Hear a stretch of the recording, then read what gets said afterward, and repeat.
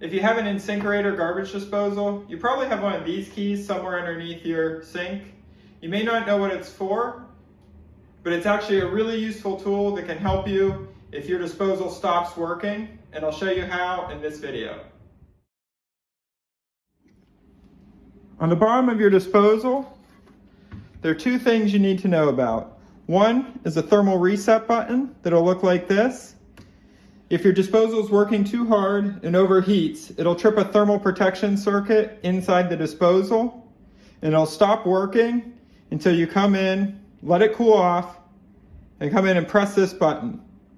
After that, the disposal should restart if it's a thermal reset issue.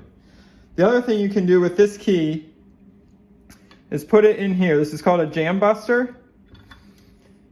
And if it's stuck on, say, some hard food scraps or something else, put this key in, give it a twist, and you can loosen it up. When we bought our house, there was a disposal that wouldn't work. When you hit the switch, it just hummed. I took this key, did this, and I got probably 8 more years out of the disposal before it finally had to be replaced. The other thing these are useful for is changing your disposal. These 3 ears here are going to attach to these features on the bottom of the drain on the sink.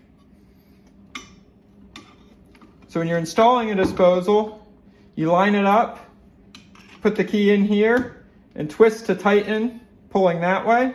If you need to replace your disposal, unplug it, put these in, and twist this way, and the disposal can be removed. And then to put the new one in, all Insinkerators take the same collar. It's as easy as putting this on, tightening the new one, reconnecting the drain, and plugging it back in. Did you find these tips helpful? If you did, hit the like button and let me know about it in the comments. You can also subscribe to my channel for more helpful tips. Thanks.